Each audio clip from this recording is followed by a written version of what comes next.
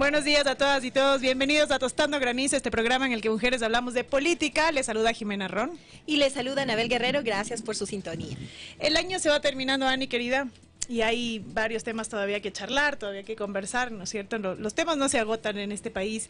Hay uno en especial que queremos, del que queremos charlar el día de hoy. También les agradecemos por su sintonía, por sus comentarios en YouTube, en TikTok. También estamos en el live en el TikTok de Anabel Guerrero. Vamos a comentar acerca de los privados de la libertad, ¿no es cierto? Y esta propuesta que se ha planteado relativa a eliminar o tal vez mover esa parte, digamos, yo no la tengo muy clara todavía cómo iría la propuesta, pero en todo caso, de alguna manera reducir o eliminar la protección reforzada que tienen las personas privadas de la libertad en la Constitución. Y vamos a hablar también, Anabel, si te parece, incluso de la reforma que se plantea al COIP de la imprescriptibilidad de algunos delitos relacionados con la delincuencia organizada, de esto y más a propósito del tema de la inseguridad y si estos son o no son soluciones realmente para salir de la crisis. Sí, qué importante, Jimena, creo que lo has dicho, está por terminarse el año, hay muchísimos temas de los que hablar. Justo antes de iniciar el programa conversábamos y decíamos, por ejemplo, el tema de crisis de salud, que es un tema que permanentemente aquí en primera plana y en este programa, digamos, se le ha dado la importancia que requiere porque realmente es muy doloroso lo que enfrenta el país y el sistema de salud en estos momentos. Y estos temas también que implican estas reformas, creo que se veía venir, ¿no, Jimena? Un poco el tema del no en la consulta. A partir del no. Sí, claro. A partir del no en la consulta se veía venir que entonces sería la Asamblea Nacional el escenario en donde se iban a plantear una serie de reformas, justamente a la Constitución y también a normativas, ¿no? Sin embargo, un poco, y creo que la finalidad de abordar este tema hoy, en esta mañana, tiene mucho que ver con si realmente esto va a contribuir, va a generar un impacto en la crisis de seguridad que enfrenta el país, porque en varios programas también lo hemos señalado, ¿no? O sea, ¿qué se espera de ciertas reformas? ¿O por qué se plantea una reforma, luego se plantea otra? No se plantea un bloque de reformas que tengan precisamente una finalidad, un fin, que es este de realmente mejorar los niveles de seguridad en el país, que además vale la pena repetirlo porque también ya lo hemos planteado, el Ecuador en este momento es el sexto país más peligroso, ¿no? En este ranking o en este estudio que se hace de este tipo de niveles de inseguridad que tienen los países, ¿no? Un poco en lo que tiene que ver con la reforma al artículo 35, que tal como tú lo señalabas, Jimena, tiene que ver también con una reforma al artículo 51 y también lo están planteando como enmienda constitucional. Bueno, yo aquí siempre señalo esto, estamos con nuestra constitucionalista de confianza, que ya nos explicará mejor este tema. Pero bueno, básicamente quisiera, solo para culminar esta idea, en el inicio, decir que el artículo 35 reconoce a las personas privadas de la libertad como grupos de atención prioritaria porque se encuentran en situación de vulnerabilidad estructural.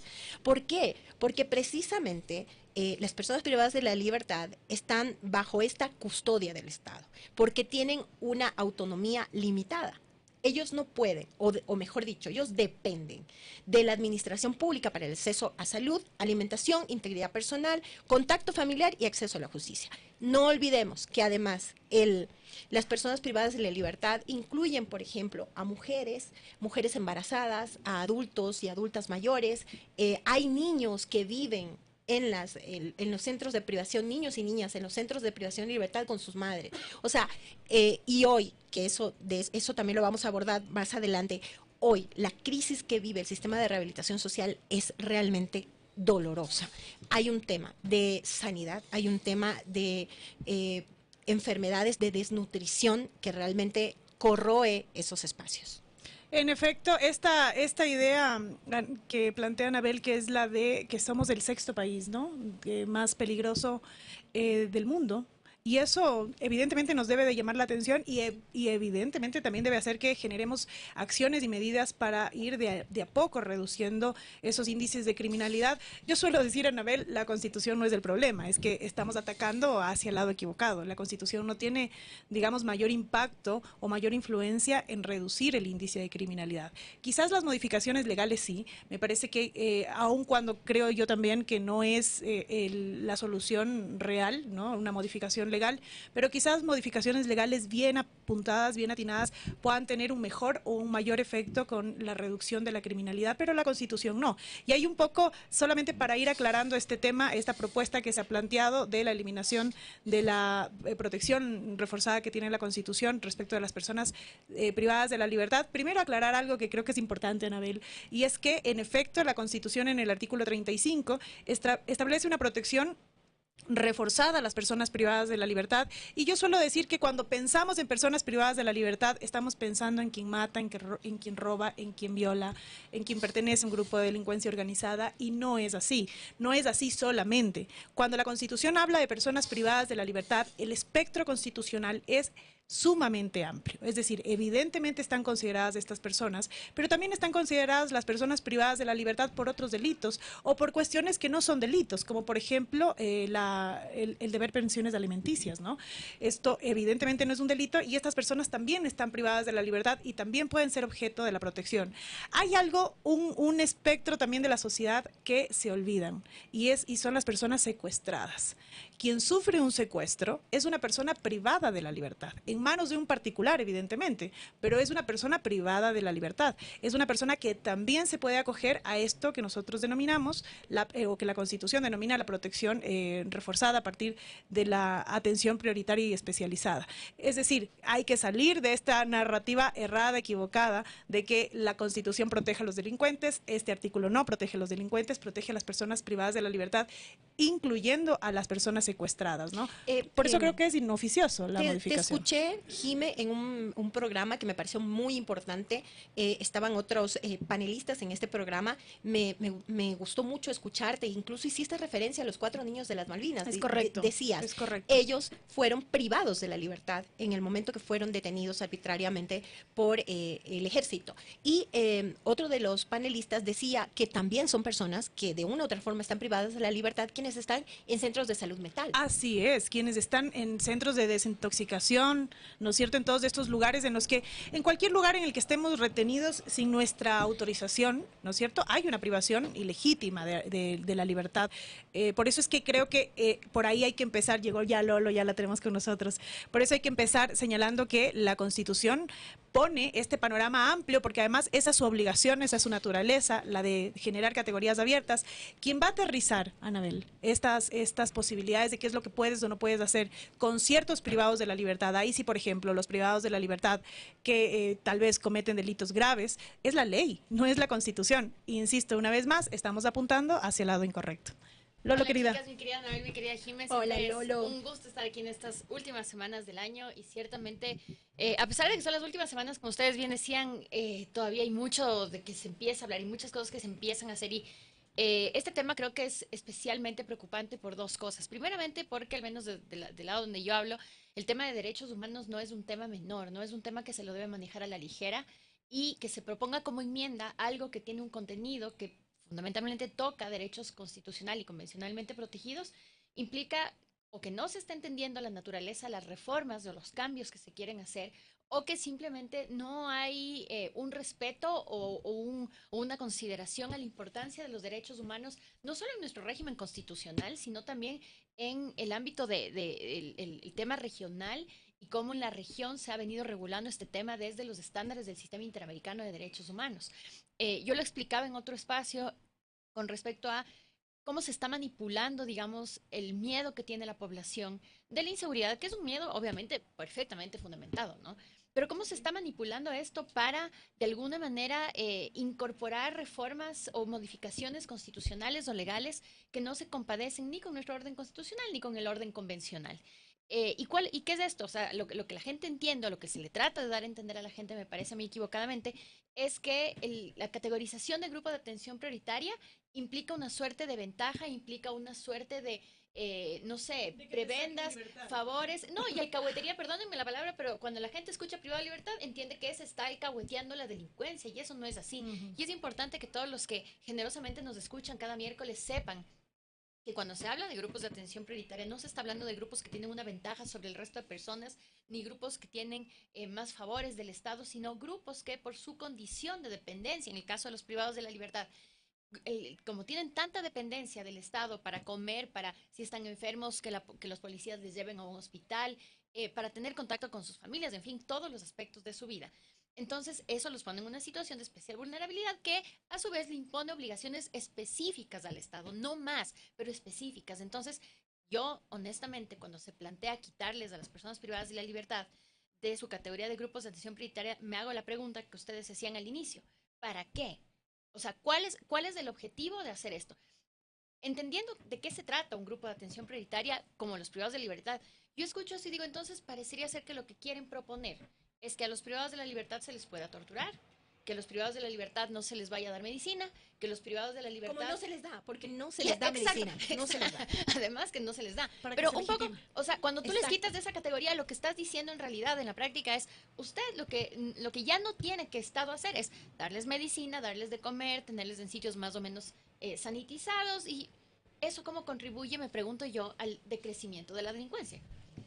Estamos quizás frente nuevamente a este escenario de poner a la Corte Constitucional contra la pared y volverla a poner como este enemigo, porque definitivamente... ¿Les va a decir que no? ¿O les va a decir, yo ya les dije que eso es Asamblea Constituyente, ¿no? Definitivamente. Además que tenemos el hecho de que el Ecuador ha suscrito la Convención Americana sobre Derechos Humanos, que están las reglas de Mandela, que hay una serie de jurisprudencia de la Corte Interamericana de Derechos Humanos, en donde el Estado, donde se define al Estado como garante de la vida e integridad de las personas bajo su custodia. Entonces, definitivamente, frente a qué estamos, ¿no? O, bueno, lo hemos señalado igual en otros espacios y en este mismo espacio, que este discurso de mano dura definitivamente es algo que quizás les ha venido funcionando y nuevamente tienen que, digamos, echarle mano a este discurso, ¿no? La mano dura versus el derecho constitucional. Que es vendedor, ¿no? El tema del populismo penal es absolutamente vendedor. Hay que salir de estos lugares comunes de pensar de que las cosas se solucionan modificando las leyes y haciéndolas más duras, ¿no? Hay mucho trabajo que hacer desde el aspecto social. Pero ahí también creo que es necesario conversar acerca de esta propuesta de reforma al COIP de la imprescriptibilidad de ciertos delitos. ¿Por qué? Porque eso también es reforma constitucional al final del día, ¿no? La Constitución es la que nos dice cuáles son los delitos imprescriptibles en el artículo 80 y, digamos, si queremos agregar más artículos imprescriptibles a esta lista de la Constitución, pues hay que hacer una reforma constitucional y se está promoviendo, lo que se está proponiendo en este momento es una reforma al COIP. Entonces, por ahí también digo, a ver, tampoco no le atiramos ni a la forma, ¿no? Si no le atiramos ni a la forma, el fondo difícilmente va a estar claro. Claro, y la otra cosa, yo siempre me hago la pregunta, ¿cómo y para qué? Entonces, esta reforma que se está planteando, que como tú bien dices, tiene que hacerse por vía de un cambio, enmienda constitucional. En 2018 recordemos que se incorporó un elemento más de imprescriptibilidad en nuestra constitución, porque esto es un tema de orden constitucional. Yo no estoy diciendo que no se lo haga. Creo que hay que analizarlo, porque si es cierto que la gravedad de ciertos delitos de estos, de los que se quiere poner como carácter imprescriptible, sí son súper graves y sí, digamos, esta es una discusión que la deberíamos tener, pero tenemos que tener esta discusión en la cancha que es adecuada para hacerlo. En 2018 ya se hizo esto con los delitos sexuales en contra de niños, niñas y adolescentes y se lo hizo dentro del paquete de las preguntas de la consulta popular del famoso 7 veces sí de Lenín Moreno. Y eso estuvo bien y ya, bueno, la gente votó y a mí eso me parecía muy, muy razonable porque los delitos que se cometen contra niños y adolescentes en el ámbito sexual usualmente tardan mucho en los niños mismos en descubrir, denuncian ya cuando son grandes, etcétera. Tenía todo el sentido. Y yo no descarto que ciertas cuestiones que se proponen como imprescriptibles de aquí también lo sean. O sea, ciertos delitos de terrorismo, por ejemplo, pensemos graves casos de terrorismo que aquí no lo vivimos, pero en otros países sí. Por supuesto, yo sí creo que deberían tener un carácter imprescriptible, pero utilicemos los mecanismos adecuados. Y aquí volvemos a algo que en este espacio lo hemos dicho un montón de veces. ¿Por qué insisten tanto la bancada de gobierno como el Ejecutivo mismo en proponer cosas que son discutibles, que tenemos que ver en nuestra ciudadanía, ya sea por medios o con un contenido que es evidentemente inconstitucional? Y yo misma me respondo, porque parece que una vez pasada la consulta popular, lo que se quiere es volver a la situación de, perdónenme la expresión, poner a la Corte Constitucional contra las cuerdas y seguir alimentando esta narrativa de la Corte Constitucional está con los delincuentes, la Corte Constitucional es la que no deja ser, la Corte Constitucional es la culpable, como sacaron esa vez en agosto en esas vallas, de la inseguridad del país. Y esto, colegas, no puede seguir así, porque en realidad este país lo que necesita es estabilidad. Y no hay nada más inestable, no hay nada que genere más inseguridad con respecto a la situación democrática de un país que un ejecutivo, que un legislativo que a través de sus acciones permanentemente busca conflicto con la Corte Constitucional. Yo me temo, queridas colegas, queridos oyentes, que esto es un eslabón más en esta lucha ya permanente del oficialismo con la Corte Constitucional. Obviamente, espero estar profundamente equivocada. Sí, bueno, yo solamente, a mí me ha parecido muy importante que se toque precisamente el hecho de que en la Asamblea también se están llevando adelante estas iniciativas de reformas, en este caso normativa, sin precisamente contar con el hecho de hacerlo siquiera pasando por la técnica legislativa y por respetar el orden constitucional en el país. Yo creo que este es un tema del que también hay que hablar, pero yo también me pareció súper importante que traigas a colación, Lolo, precisamente cómo se hizo el tema de imprescriptibilidad de los delitos sexuales en contra de niños, niñas y adolescentes. Me pareció súper importante para ilustrar precisamente por qué está mal planteado lo que se está haciendo o se pretende hacer en la Asamblea Nacional. Pero quisiera regresar solo un momentito al tema de la crisis en los centros de rehabilitación, el tema de la crisis sanitaria. Creo que la crisis que hay en las cárceles no es un problema de quienes están detenidos, sino que es un problema de salud pública, de derechos humanos y también de responsabilidad estatal. Creo que se conjuga además con toda la crisis del sistema de salud que estamos viviendo y si el control, el Estado tiene el control de los centros de rehabilitación, el tema de la tuberculosis, de la desnutrición y de todo lo que se está viviendo en las cárceles es un tema del que sí hay que hablar. Le escuchaba yo a Jimena decir, no es un tema popular, y es verdad, no es un tema popular hablar de esto, pero... Y de hecho yo estoy viendo aquí algunos comentarios, entonces ya empezó la vieja confiable de los defensores de los delincuentes. Claro, porque ahora está mal visto además ser defensor de derechos humanos. Que ojo, esto no es defender los derechos humanos per se, evidentemente sí, ¿no? Pero es un poco, incluso para mí, es defender el orden constitucional y la forma de hacer las cosas. Y ahí yo quiero recordar que, si ustedes hacen memoria un poquito, las últimas leyes económicas que la Corte Constitucional les digo mal hechas, fueron por temas de forma, ¿no? Y hay que recordar un poco a asambleístas diciendo, sí, la Corte Constitucional prioriza la forma por sobre el fondo. No, es que la forma importa. Y la forma en el derecho, por lo menos para quienes entendemos en derecho, exacto, la forma es una manera de proteger. Entonces, evidentemente, si estás haciendo una ley que te la van a declarar inconstitucional después, lo estás haciendo, digamos, porque además te lo están alertando, lo estás haciendo con clara intención de que eso se caiga más adelante. Y un tema también a propósito de lo que decían respecto a la reforma constitucional que hubo con la ley, la imprescriptibilidad de los delitos en contra de los niños, niñas y adolescentes.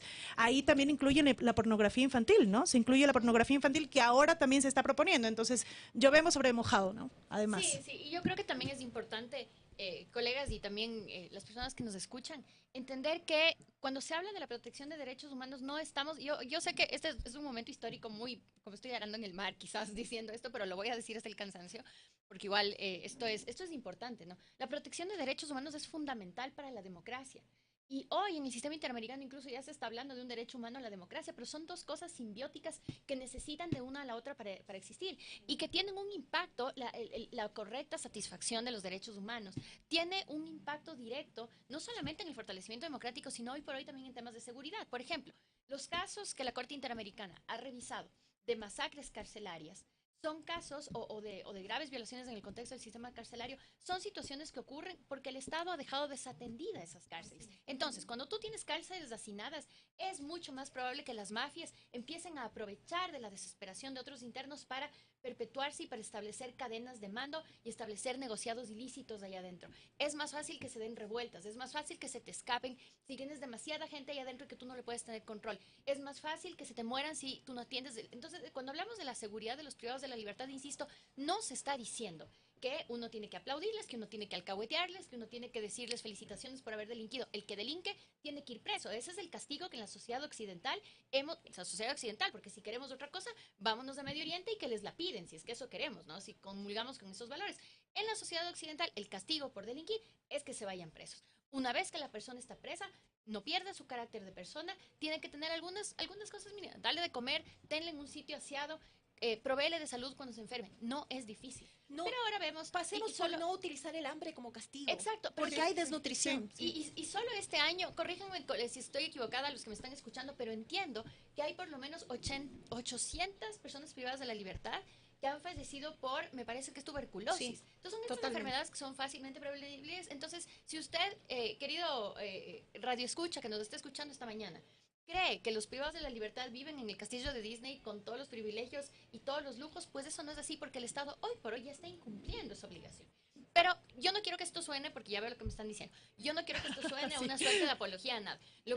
La pregunta que yo planteo es, ¿cómo generar más hacinamiento? ¿Cómo generar hambre en los privados de la libertad? ¿Cómo no darle salud?